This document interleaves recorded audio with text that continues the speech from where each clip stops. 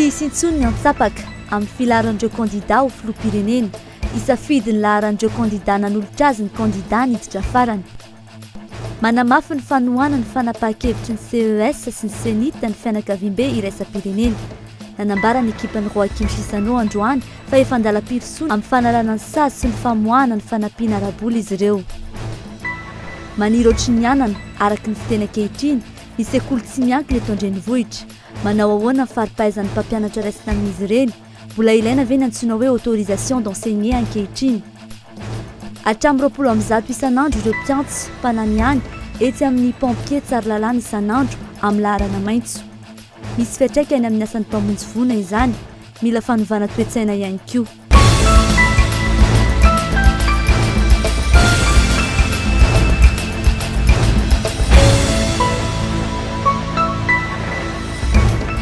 Tonga sao tao anatin'ny fampalalam-baovao tomboky lasy tomboky vavy, ampanajana no hiara-bananao sy hanasananao anaraka izany hatramin'ny farany. Fanatediana manokana avy hatrany no mboantsika ny fampalalam-baovao eny an-tampon-doha hatrany am-paladia, azo asiana tomboka vatsy na tatoazy avokoa. Faritra maro ihany koa no azo tevehina, efa fomba mahazatra ny manao izany ankehitriny. Miakatra ny mpanjifa n'ireo toerana mpametraka azy ireny nandritra izao fotoam-pialatsasatra izao rehefa miakatra ny mpanao vakansa avy any amin'ny faritra. Fanatediana nataon'ny Muriel Iandriana. Ny tomboka vatsy sy ny tevika, marika manokana na ahafantarana fa efa niditra am-ponja na efa nandevozina ny olona iray, raha tamin'ny taona 1970 isika. Amin'izao fotoana izao, zary lasa tao rivotra entin'ny toetrandro, fahatsiarovana, marika manokana entina hiavahana amin'ny be sy ny maro, marika famantarana vondrona mpiray foto-kevitra na mpinamana. Fitiavana manokana ho an'ny sasany. Ny tomboka vatsy na ny tevika efa tafiditra amin'ny andavanandro ny mponina Antananarivo sy ny sokajy taona rehetra. Le kavina zany ohatrany hoe azo atao hoe lamaody ihany amin'izao fa na dia izany azy ohatrany hoe nisy antony manokana entre namana sotro izany nanaovana an'ilay izy. Dia na zany izao ny tatouage izay no nentika nanaovana azy hoe nentina nampiseho hoe lutteur izay no nametezako azy tany moa rehefa manao compétition koa izay brida na ny tapany ambony misy parti hita. Dia izay parti hita rehetra zany dia nasiana tatouage mikasika ny lutte daholo. Foko izany narary be amin'ny voaloham-pitiavako dia lasa nataoko teo amin'ny tatouage ilay izy. Izany ohatry hoe cœur brisé zany satria izay ilay amin'ny tatouage io. Dia ilay piercing indray cadeau d'anniversaire tampotampoka be dia tsy nafantatra. Sady za ratsiratsy dia mety izay mety mahatsara anahy angamba ny tena marina. Mahatonga anahy koa nanao an'ilay tatouage à l'âge de 16 ans zako afaka baka. Fa avant izay rehefa tia mozika rock zany dia nanomboka tamin'izay no tia nanantena hoe vraie personnalité ako. Bon, le resaka piercing indray zany bon lisy resaka hoe lamaody aloha voalohany indrindra fa vraie personnalité manokana zany satria nafipetaka ilay izay raha tsy eny amin'ny mahazatra zany. Ny etsy amin'ny petite vitesse no toerana anton'ny sarababe bahoaka rehefa hanao tomboka vatsy, miandahy-miambavy ny mpametaka ireny tatouage ireny, ny sarany no mety anetsiny maro. Manao an'ilay tatouage zany dia arakaraka ilay sarin'ilay izy satria misy simple kokoa dia misy facile koa manao azy. Ny ambany indrindra zao eto aminay 15 000 dia ambonin'izay mahatratratra amin'ny 4 millions. Maro ny mpanjifa ety, eo amin'ny 2 na 3 isan'andro ny raisin'ny olona iray. Tsy vitsy ihany koa no mamonjy ireo toerana manokana, natao hanaovana azy ireny, na ny piercing na ny tatouage. Mitombo ny mpanao azy ireny rehefa fotoam-pialatsasatra toy izao, ka ireo avy any amin'ny faritany no maro. 10 isa-maraina no raisin'ny ity toerana ity. Azo asiana tevika sy tomboka vatsy avokoa ny faritra rehetra amin'ny vatana. Ny toerana rehetra dia afaka asiana piercing daholo, manomboka any amin'ny maso, ny sofina, ny lela, ny orona, ny kibo. Ahiny hatrany amin'izay faritra izay tokana ho anao dia mety atao daholo. Ho an'ny tevika, mety hifitra ihany izy ireny rehefa ela ny ela, mety tsy hiova intsony ihany koa. Ho an'ny tatouage indray, fomba roa no afaka analana azy ireny ary manatombo kokoa ny sarany rehefa manala azy.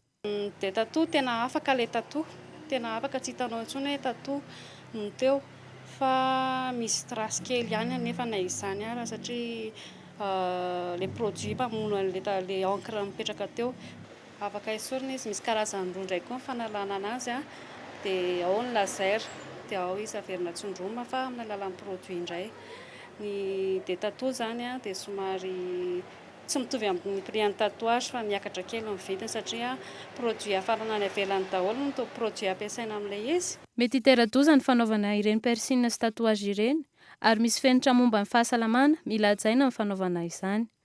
Areti-mandoza maro toy ny sida na homamiadana no mety ahavoany manao azy ireny raha sanatria tsy voahaja izany, toy ny fampiasana fanjaitra iray isan'olona sy ny fanadiovana tsara ny fitaovam-piasana. Ivadika eo amin'ny lafim-baovao politika kosa indray isika, tsy miova ny laharan'ireo kandidà ho filoham-pirenena amin'ny bileta tokana fa mijanona amin'ny laharana izay natao hatsapaka taloha ihany. Io no tapaka nandritry ny fivorian'ny senita sy ny kandidà teny amin'ny biraon'ny senita teny Alarobia. Ny zarazara ihany ny hevitra nandritry ny adi-hevitra talohan'ny voan'io fanapahan-kevitra niraisan'io. Nisy no nangataka hanaovana antsapaka vaovao, ao anefa ireo tsy nanaiky izany satria nilaza fa efa nanao peta-drindrina maro sy t-shirt amin'ny laharana azony tamin'ny atsapaka. Tsy hisy olana raha teknika ny fitazoman'ireo laharana ireo araka ny nambaran'ny filohan'ny senita Atala Beatrice. Mahakasika ny hery rajonary mampianina dia afaka mifidy amin'ireo laharana roa ny kandidà nanolotra azy izy. Ny nanomezana an'ilay numéro an'ilay bulletin tokana moa dia ny senita no nandray fanapahan-kevitra nametraka ny numéro io fa raha ny voalazany didy mandalana zany dia par ordre no voalazany, par ordre de tirage, tokony tsisy an'ilay numéro zany. Fa ny senita zany nahita hoe anamoramora kokoa an'ireo mpifidy no ametrahana an'ilay numéro dia izay zany no nametrahana an'ilay numéro io. Inoko aloha fa tsy anairana an'ilay mpifidy le izy satria ireo zay anao ny ho an'ny sensibilisation moa zany eo amin'ny société civile dia anentana hoe ahoana ny fomba hifidianana. Ho an'ireo candidat ndray dia anjarany no manentana ny olona hifidy azy hoe zao ny numéro-ko anatin'io bulletin tokana io. Fa hoe zana ny ana bebe kokoa zany lay emblème sy ny sarin'ilay candidat mba tsy ho hitantsika zay ataoko hoe banga ao anatin'ilay bulletin tokana zay. Tsy niova arak'izany ny lahara arakarak'iray atsapaka natao teo aloha. Voalohany ny kandidà azo andrenana arvelo ao amin'ny lisitra ofisialy navoakan'ny CES fa laharana fahaenina kosa izy ao amin'ny bileta tokana. Mazava ny lalana hamakany amin'ny fifidianana ao antsika eto Madagasikara. Hoy Joakim Sisano, panelanelina avy amin'ny SADEC tamin'ny mpanao gazety nitolakandro teo tetsy amin'ny hôtel Colbert, hanao izay faraheriny amin'ny fanohanana ny fifidianana ireo vondrona SADEC mba hatomomba n'izany sy hankatoavana ny firenena mikambana sy ny vondrona afrikanina. Atao anatin'izay fahatongavan'ny SADEC teto Madagasikara izay dia nandray ireo vondrona politika sy ny kandidà ary ny tenenivon'ny Folalonda sy ny tenenivon'ny senita ihany koa izy ireo. Ary tamin'ny tolakandro teo dia nanamafy ny fankatoavana amin'ny faniliana ireo kandidà telo.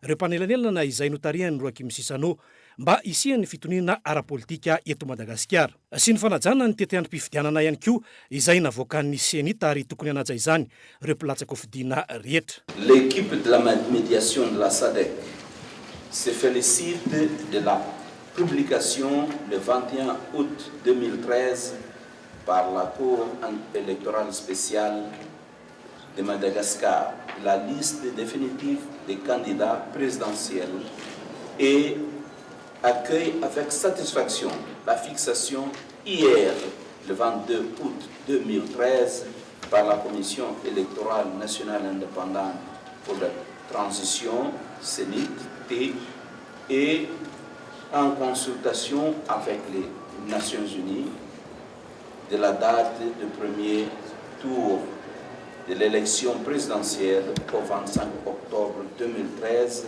et celle d'un éventuel deuxième tour jumelé aux élections législatives au 20 décembre 2013 à Madagascar.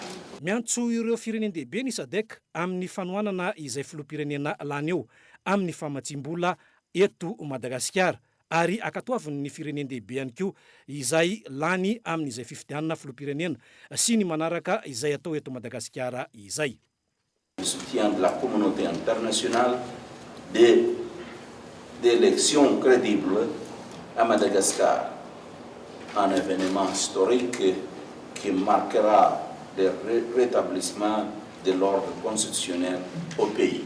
Exhorte les partenaires internationaux de Madagascar à apporter tout le soutien financier, technique, matériel et logistique nécessaires pour la tenue cette année d'élections libres, équitables, transparentes et crédibles à Madagascar, et à accompagner le relèvement socio-économique du pays. Ny sakatsaka natao amin'ireo mpilatsaka hofidiana ho filoham-pirenena eto amintsika dia mbola taratry ny tsy fisian'ny demokrasia eto Madagasikara hoy Dr Solovoangy izay voailika. Ny fitandrovana ny tombontsoa ambonin'ny firenena sy ny fanajana ny soatoavana malagasy dia manaiky ny tenany na dia tsy manaja ny lalam-pifidianana aza ny fanalana azy teo. Tsisy fiantraikany amin'ny fitantanan'ny orinasa Petromad ny tsy mahakandida azy arahintsika ny fanazavany. Tsy azo fitahana ny vahoaka ary tsy tokony atao fitaovana politika ihany koa. Ny mpitondra no tena mahazo tombotsoa amin'ny fitarazoan'ny krizy eto Madagasikara satria dia ny 2.900 vahoaka malagasy izay tafalatsaka ao anatin'ny fahantrana tanteraka ka nahatonga ny Dr Emara Solovoangy iantso ampitoniana ny vahoaka malagasy amin'izao fotoana izy. Fa ny mampalahelo dia ny olona vitsy no mahazo tomony amin'ireo ary tsy misy fiantraikany any amin'ny fiainan'ny vahoaka malagasy. Ka izao no mahatonga an'izao fanilakilanana ohatran'izao. Manana fahaizana feno sy traikefa mihoatra ny 520 taona ny tenanay amin'ny resaka fitrandrahana ny renakibon'ny tany fa indrindra ny solika. Ary hitondra n'izany traikefa izany mba hanavotana ny malagasy sy hialana amin'ny fahasairanana sy hampandroso ny firenentsika. Na izany na tsy izany aza nefa dia ny mpitondra ankehitriny no nanilika ny Ramatoa Solovoangy Ema amin'izay filatsahako vidiana ho filoham-pirenena izay ary tamin'ny fomba tsy mifanaraka amin'ny lalam-pifidianana misy eto Madagasikara no nanaovana atsojay azy. Raha nolazaina fa amin'ny 16 Août zany no tokony hahafahana mametraka ny fiarovan-tena sy fanazavana dia taty amin'ny 20 Août zany izay vao namena anazy ity taratasy ity tamin'ny alalan'ny mpisolo vavazy. Dia hitanareo amin'izany zany fa tsy afaka nametraka mémoire de défense zany Ramatoa Solovoangy. Vaovao ara-tsosialy mampikaikaika ny maro ny fitoanany fifamoivoizana eto andrenivohitra efa mandro maromaro izay. Raha ny fotoana akaiky fety no mazana isiany embouteillage lava reny saika nahitana izany avokoa ny faritra rehetra eto Antananarivo. Efa ho herinandro izao miteraka fitoanana amin'ny toerana maro ny afitsiky ny mpamboatra lalana eto 67 hectara sy ankasiny fanatediany Muriel Andrianina. Iny efatra namboarina ankasina 67 hectara ary ny manodidina eny tato anatin'ny 2 taona farany. Nosetsemana tamin'ny pave aloha ireo lavaka tamin'ny goudron, dia no epahina, avy eo naravina, izao indray epahina ary atao tara ny ampahiny betsaka. Tipitopy hatramin'ny 700 isanjato ny lalana ety. Fanamboaran-dalana natao hahatsara ny famoivoizana, saingy miteraka olana lehibe ankehitriny. Ho an'ny eny ankasina sy ny manodidina rehetra, manampitrotraka ny fitohanan'ny fiarakodia amin'ireo faritra manodidina toy ny eny Andavamamba sy Isotry ary ny eny amin'ny Digy ny fitohanana. Sahirana ireo mpiasa fiarakodia. Sao ny ainantsika eto. Tsisy fiantraikany amin'ny resaka asa andramosely. Tena misy be. Zao versement tsy complet, tsy azo. Tsy hita hoe atao ahoana, tsy afaka itsambikina, tsy maintsy manaraka ny reto mahiny ihany. Izay raha izao diso lalana. Tokony ho atsy amin'ny akaikin'ny Fabiolata aloha dia lasa tody ety dia tsy maintsy makaty indray. Vao maika tary ireo maika ka mandray taksi raha tafiditra aty. Ary tsy tonga ara-potoana ny mpiasa birao, soa ihany fa vakansy amin'ny mpianatra. Na izany aza, miatraika amin'ireo fiara fitateram-bahoaka ny fanamboaran-dalana amin'ny atoandro atao ety. Adiny 2 hatreo Ambodiady, inona moa CDA makaty. Ka amin'ilay lalana amboarina tena mahatonga an'ilay izy. Tena mba tokony mba asiany zareo fepetra zany izy hoe mba tokony hoe amin'ny alina zany ilay lalana amboarina. Fa raha amin'ny atoandro dia ohatr'izao foana na ilay mpiasa miditra aza tara foana ilay miditra amin'ny fito menimenina be ilay olona anatin'ilay taxi be. Miteraka fikorontanana ny zotra taxi be miazo an'ny vato sy ambodratrimo ity zava-misy ity. Miantraika ihany koa amin'ny vola mivoaka amin'ny mpandeha bus izany noho ny fahamaikana. Maro ireo voatery mifindra bus indroa na intelo mihitsy aza raha tsy te handalo any ankasina 67 hectara rehefa hamonjy fotoana. Eo amin'izay lafiny fitateran'izay hatrany, tapitra tanteraka ny fanadinana rehetra fotoana izao anaovana fialan-tsasatra ho an'ireo izay afaka manao izany. Tahaka ny mahazatra any Mahajangasy Tomasina ny be mpandeha, mitomby ihany koa ireo makany Diego teny amin'ny toeram-piantsonan'ireo mpandeha lavitra inalo Sosombiniaina. Vita ny fanadinana rehetra, efa afaka mivalapatra tanteraka amin'izany fialan-tsasatra izany ireo mpianatra. Misy ny misafidy ny anony manalazy vita bac any ampanaovana vakansy. Fotoana ihany koa izao hitondrana ny fianakaviana any Andranomasina. Ny any Mahajanga sy Tomasina trano moa no be mpitsidika, efa malina ihany koa anefa ny Andigo. Montego io zao toerana mbola hoe tsy nalianay dia mamandeha maka rivotra sady manalazo vita bac. Efa leon'ilay mangatsiaka be Tananarivo dia mba mitady mafapana. Famille iray izay tonga dia master iray. Volana Aogositra, fotoana mahabe mpandeha indrindra ny taxi brosy. Raha ny vaovao iray teny an-toerana, ny tombo 30 isan-jato teo ireo mpandeha tamin'ity taona ity, ny oatra ny tamin'ny taon-dasa.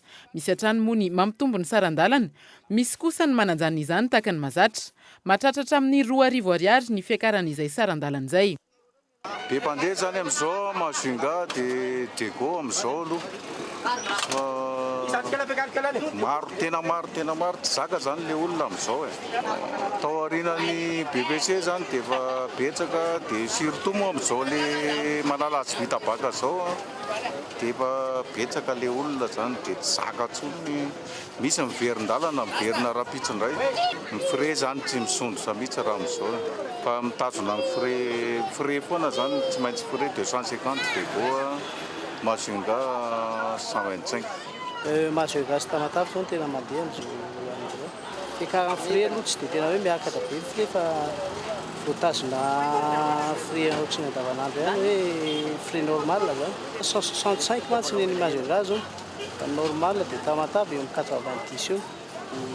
Zasendra misy mena kely zany eo amin'ny raha mena kely. Mitombo ny mpandeha, tsy maharaka kosa ny fiara.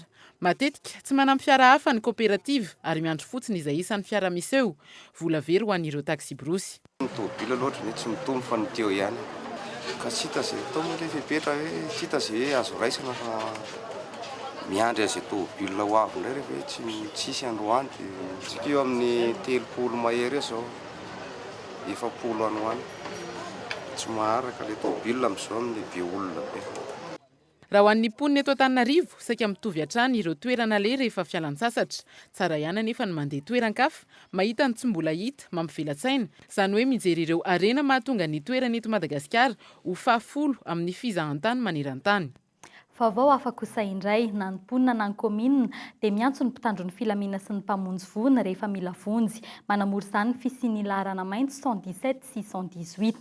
Ataon'ny sasany ihany anefa ny famonjena ain'olona, manadala ny mpandray ireo laharatarby ireo no andaniny andro. Tsy andoavam-bola raha teo ny antso. Misy fiantraikany any amin'ny famonjena rehefa tena misy loza mitranga izany raha anambaran'ny mpamonjy voina. Fanahy ny mpanazavana.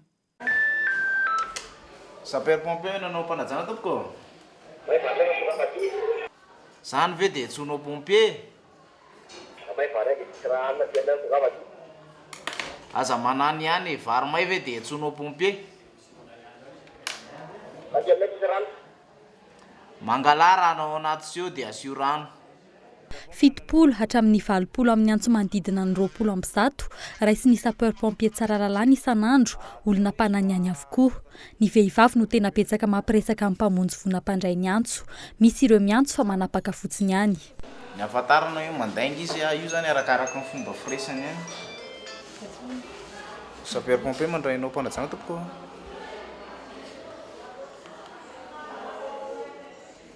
Allo? Menanao tompoko? Iny zany zao tsy miteny mihitsy izy. Misy manany ihany tokoa izy io. Misy toka dia vehivavy aloha zany amin'ny ankapobeny. Dia misy ary toka dia miteny mihitsy hoe afaka mihaona aminao ve za ohatr' izany, zavatra ohatran'izany. Voarakitra ao anatin'ny findain'ny mpamonjy voina ireo laharana efa mpanao izany. Mampitandrina azy ireo ny pompier fa mbola ho avy ny fandraisan'izy ireo andraikitra mahakasika ireo olona mpananiany ireo. Tsy fantatry intsony izay tena trahadoza sy mananiany. Mahela ny fandraisany andraikitra noho ny filana fanamarinana mialoha ny dinana an-tsehatra. Ankoatran'izy hoe tokony tsy atao ilay fananianina dia tiana ihany ny teny sy manamarika fa enjehan'ny lalàna ny fanaovana an'izay satria manohitohina ny famonjena voina. Ka ho anareo zany izay zatra mpanao an'izay dia tokony ho mailo ihany satria ho enjehan'ny lalàna ianareo. Ary mazava ho azy moa zany fa ny laharam-pinday izay any ianareo dia enregistré any amin'ny opérateur ka tsy maintsy tratra zany, tsy maintsy tratra ary tsy maintsy voasazy. 570 ny famonjenay trano nidinan'ny mpamonjy vonao tsara lalàna an-tsehatra tamin'ity taona 324 ity raha 573 izany tamin'ny taon-dasa. 430 famonjena olona raha 290 izany tamin'ny taon-dasa. Ain'olona 12 no afitra tamin'ity taon'ity. Be ny olon-tsotra efa mahafantatra sy nampiasa io laharana 770 ny antsona ny mpamonjy vono io. Ohatrany tena akaikiny teny zao nisy tsy malala dia mijana fa tatsa numéro dia le numéro fotsiny mena anazy dia natsona. Nisy tranonay tena akaikina patsy tena dia niantso pompier izy. Tsy mety aloha le izy satria anjary tsy manao miasa antsony le pompier rehefa avy eo salazalazainy hoe ohatrany hoe mananiany azy foana zany amin'ny fanfarany. Ilaina le izy satria en cas d'urgence tsisy crédit aloha dia ilaina mihitsy le izy. Maro ny manakina ny fahataran'ny pompier rehefa tena misy loza tahaka ny fahamaizan'ny fivarotam-bokin'Ambojatovo volana vitsy lasa izay. Anisan'ny tompon'antoka amin'izany ireo mpananiany mpamonjy vona. Mbola miezaka hatrany anefa ny mpamonjy vona hantanteraka ny tsakany sy andavan'ny asany. Misy ny laharan-tarobia andoavam-bola 033 15 586 ahafahan'ireo mila azy ireo miantso.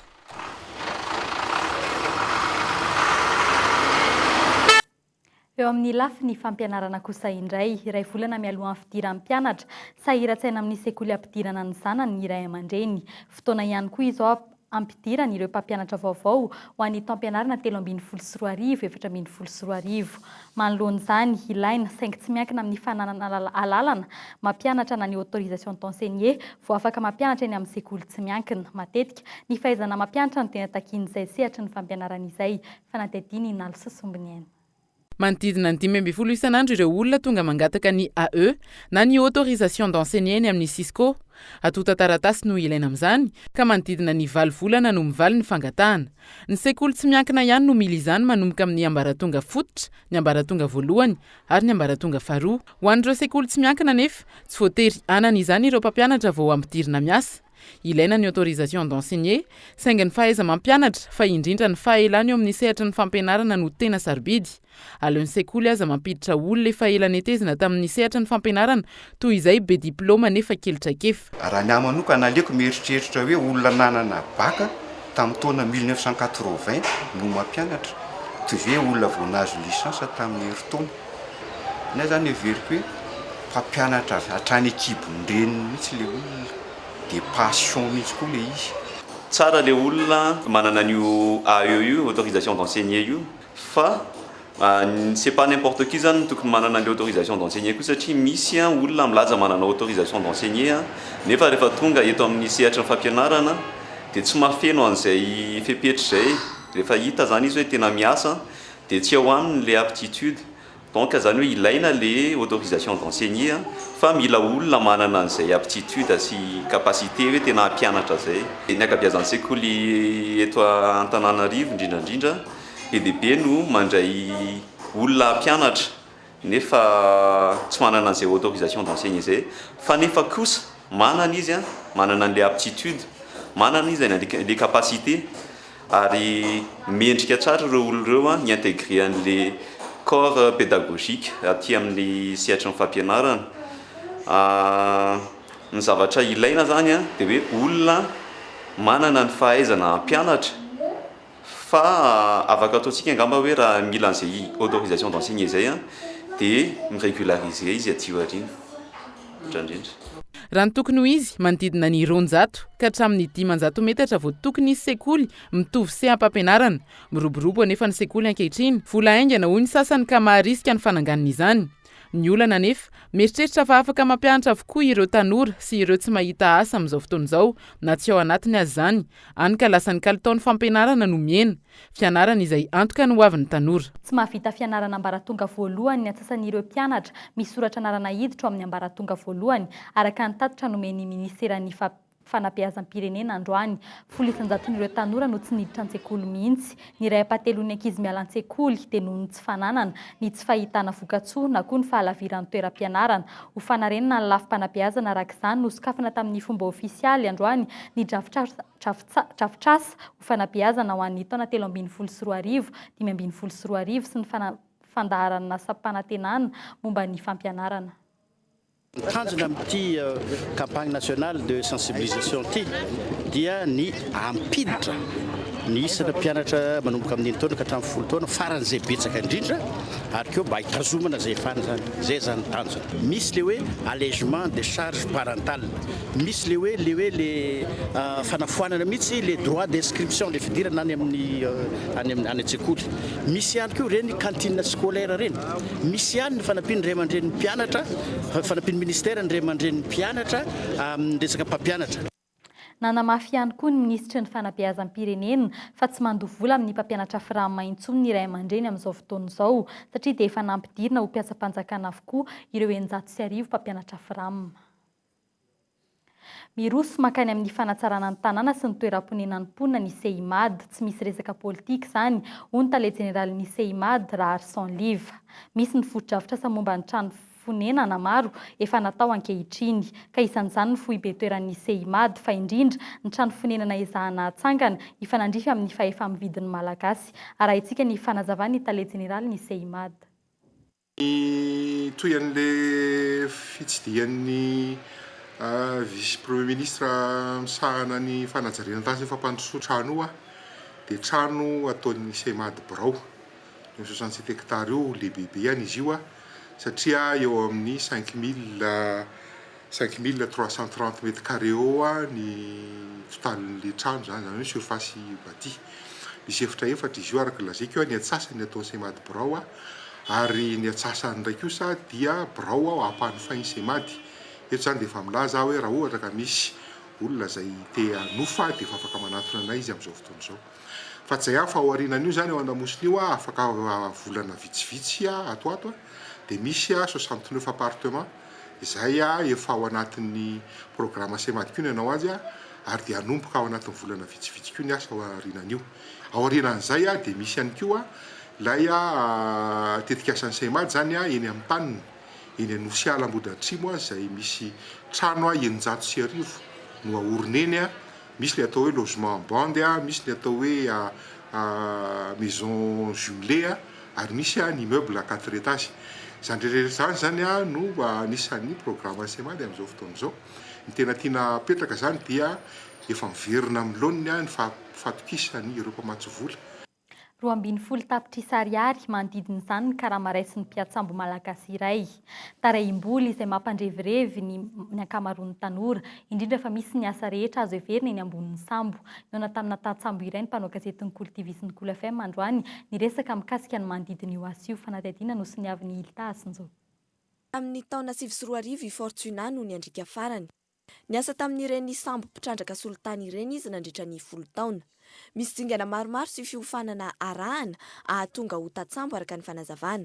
Enim-bolana amin'ny 12 izy neny ambony sambo ary ao anatin'izany betsaka ny zavatra mety anahirana toy ny hoe tsy mifanerasera afa-tsy amin'ny olona vitsy ao anatin'ny volana maromaro.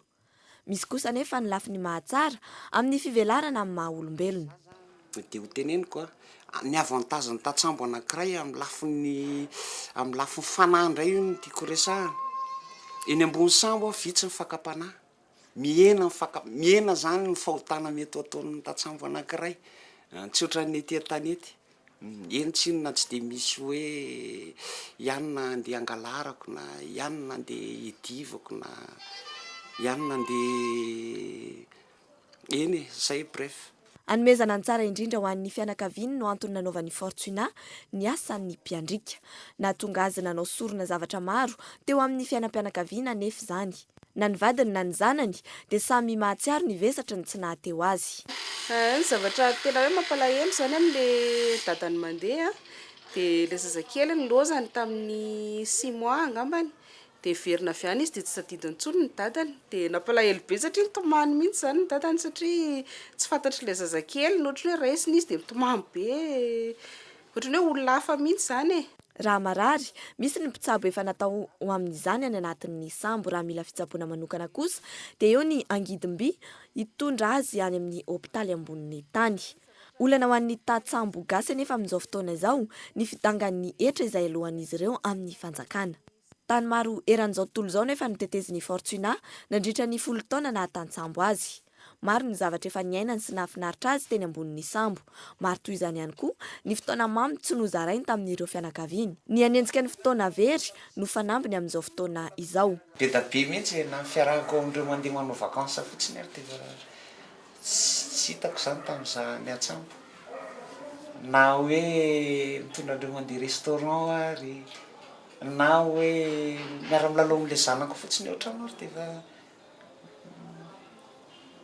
hatramin'ny taona 2024 nijanona tsy nanao ny asa izay intsony Fortuna noho ny fianakaviany. Tsy mbola nanao voadiny tsy hiverina intsony anefa izy hatreto mandra-piandry, ankoatra ny fikarakarana ny ankohonany, programany ihany koa ny fikarakarana tanora anaty fahasahiranana.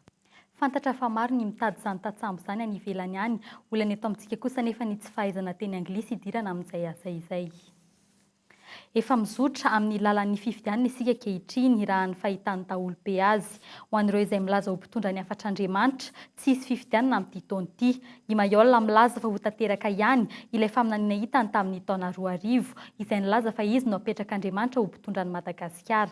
Hita tandrazamarika izay mpaminany vaovao kosa etsakilany milaza fa tsy olona mpanao politika ary tsy voatery ho mpitondra fivavahana no eo amin'ny toeran'io, ary tsy oatra ny taona 2024 no ametrahan'Andriamanitra azy. Fanatediny.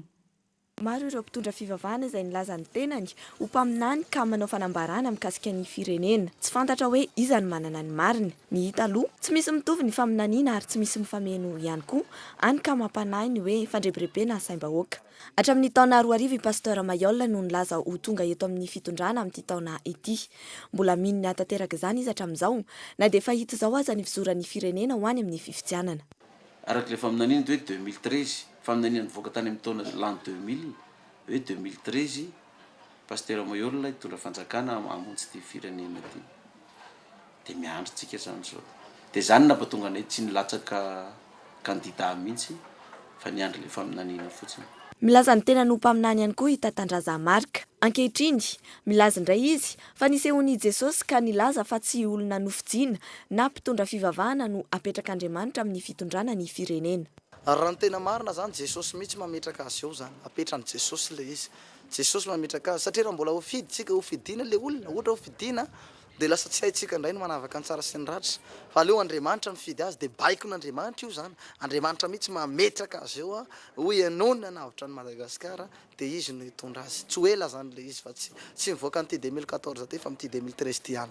Tsy vao izay no naharenesana faminaniana toy izany momba ny firenetsika. Mihamaro toy ny mahabetsaka ny olona mitady fialofana amin'Andriamanitra noho ny fahasahiranana nefa ny mpaminany ka tsy haintsony hoe iza no milaza ny marina ary iza no mandainga. Ny azo antoka tsy azo porofony izany rehetra izany raha tsy tapitra ny taona izay nolazain'izy ireo fa fetra farany ihany koa ahatanterahany izany faminaniana izany. Izay no mahakasiky ny vaovao iny miankina amin'ny faharesen-dahatra ny tsirairay. Ny hita aloha amin'izao fotoana izao dia efa miroso makany amin'ny fifidianana isika. Any Mahajanga amin'izao fotoana izao ny fanilo miampita izay manamarika ny 15 taona ny fimpima na ny fikambanan'ny mpika-barety Madagasikara rehefa avy nitety an'i Tomasina Antananarivo. Ny fanindry-andalina tamin'ny hetsika ny fanendrenan'ny filoham-paritany ny fimpima vaovao hiasa ny Mahajanga. Dia be namakivaky ny tanàna Boeny no nanombohana ny fanamariana ny 15 taona ny fimpima atao Mahajanga atao. Novetesin'ireo mpikabary ny hiran-jobily izay narahana mozika maridona ihany koa. Nentina nitety ny tanàna Mahajanga moa ny fanilo miampita izay niainga atao amin'ny faritra Antsinanana, Analanjorofo ary Aloatra Mangoro izay navita anarivony kilometatra maro ity fanilo miampita ity. Ary efa mahatratra 2,740 kilometatra izany no nitrinay ny hoe izay tia nitendrazany tia nytanindrazany amin'izao 15 taona ny fimpima izao. Kabary ery teny malagasy, kabary atsika jiaby. Fa ny fanindran-dalana tamin'ny hetsika ny fanendrenan'ny filoham-paritany ny fimpima Mahajanga, Andriamatoa Laikefina Kristofo sy ny fanolorana ny filoha-tsapan'ny mpikabary atao Mahajanga ihany koa. Nisy moa ny fampitana ny filoha-tsapana Antananarivo Rainy Bemirindra ny fanilo ho an'ny izay voatendry vaovao ihany koa. Ankoatr'izay dia nisy ny famoahana mpikabary vaovao ary nisy ihany koa ny fanoloran'ny lamban'ny fimpima. Aorian'ny Mahajanga dia hiazo anantsoi ny fanilo miampita amin'ny volana septambra ary eto Antananarivo kosa no anaovana ny ivon-jobily ny 15 taona ny fimpima amin'ny 19 ny volana novambra ho avy izao. Ankalazaina maneran-tany androany ny fahatsiarovana ny varotr'olona taty Afrika. Isan'ny voakasika izany i Madagasikara, tsy hay kely momba ny zava-nisy teto Madagasikara nandritra ny taonjato sy ny varotran-devo sy ny fivezivezena momba izany teto amintsika. Fanatety ny Fabrice Tatatsiresy. Ny fifampikasoana tamin'ny Arabo tamin'ny taonjato fahafolo no nahitana taratra voalohany ny varotr'olona teto Madagasikara. Ny fidiran'ny varotra telo lafy na commerce triangulaire tamin'ny taonjato fahaenina amby folo kosa no nampiroborobo io karazam-barotra io teto amintsika. Sady toerana fiantsonan'ireo mpivarotra mainty hoditra avy any amin'ny firenena afrikana ny Madagasikara no natao fakanan-devo na ondrana ihany koa. Natakalo fitaovam-piadiana sy entana mora vidy avy tamin'ny voaza Eoropeanina ny olona tamin'izany. Saika tao amin'ny nosy ravavy, toandry La Réunion, Seychelles ary Comores no nanondrana ny reto teratany malagasy reto. Nisy ihany koa ireo nalefa tany amin'ny firenen-kafa toa ny Indonezia sy Afrika Atsimo. Tsy mahagaga noho izany raha maro ireo vahiny milaza ho manana fiaviana malagasy. Na tonga foky sy firazanana safiora teto amintsika ihany koa ny fahatongavan'ireo vahiny ny fanakalo sy ireo mainty hoditra naondrana teto. Azo heverina ho misy taranaka malagasy ihany koa ireo Amerikanina mainty hoditra sy ireo Brezilianina. Ny fifanarahana ny fanaovan-dradama voalohany tamin'ny Masivo Anglisy tamin'ny taona 720 ny dingana voalohany tamin'ny fanafoanana varotr'olona. Taorian'izay dia naka endrika vaovao ifanakalozana io ka noraisina ho toy ny mpikarama miondrana any ampita indray ireo olona namidy ireo. Rendrika tanteraka ny varotr'olona rehefa lasa zanatany frantsay Madagasikara. Na dia tsy miseho mivantana azy izany varotr'olona izany ankehitriny dia mbola mitady iverina amin'ny endriny hafa indray. Isa-taona dia vehivavy any arivony no mila ravinahitra ny ivelana saingy vao hososo ny maha olona azy ireny.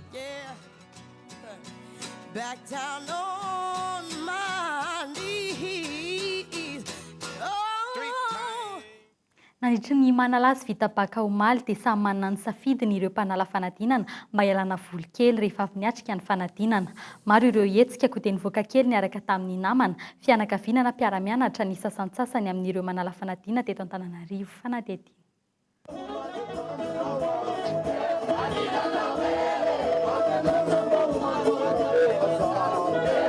Vita ny baka, vita ihany hoy ny sasany. Eritaona ny anarany no faranana tamin'ny alim-pirevena sy fandihizana arak'izay tratra. Artisty iray nametraka ny simiany tamin'ity resaka vita baka ity olombendriky. Tsy nitovy tamin'ny hetsika fanao teo aloha teny Ambozatovo anefa no nitranga tamin'ity taona ity raha ny findra-toerana hafa izy ireo nanaovana izany. Tahaka ny fampisehoana samihafa, ny fandrimbona ny artista maro nandritra ny hetsika iray manala azy vita baka ny alina. Satria nankafiriky hatramin'izay tonga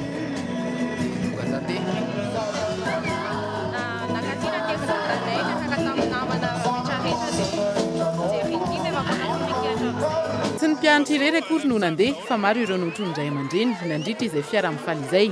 Entiko mitondra ankizy mba fialamboly satria avy nanao fanadina dia mba misy développement kely zany mba iarana aminy.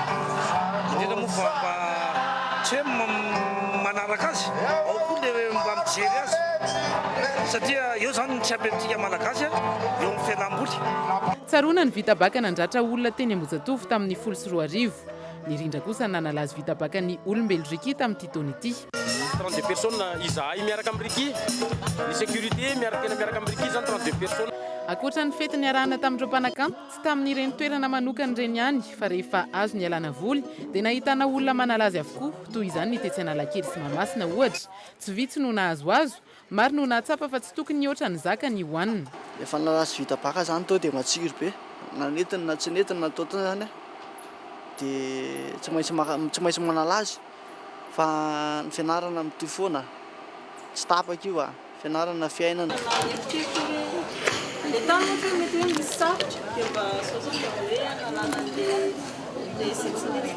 Baka manalazy vita baka ity tanana reny zay dia Août zay zao satria efa amin'ny efatra sasany dia aloha zay Août milay. Maro koa ireo ankizy hita mamy vokatra ny fiboboana zava-mahadomelina. Ao ireo mifampitaritarika eny an'arabe sady mitsirepirepy. Iny ara ny tena kopaka iny reny. Ny sasany mandoa eny an-dalabe, ny hafa matory an-dalana noho ny amamona tafahoatra. Raha ny fanazavany teny anivon'ny hôpitaly dia tsy nisy ny mpanalazy omaly no novonjena teny amin'ny urgence mazava izany fa tonga soamantsara tany an-trano avokoa ireo mamitampona omaly. Mifariny hatreo indray tomboky lasy tomboky vavy ny fiarahantsika tamin'ity anio ity isorana ny teknisiana mavitrika niara-nisa lahy tamin'ny fampitana ny fampahalam-baovao isorana ihany koa ianao tao tokantrano tao nanaraka ny hatramin'ny farany raha ampitso amin'ny fotoana mahazatra ihany no fionantsika manaraka fiona veloma tompoko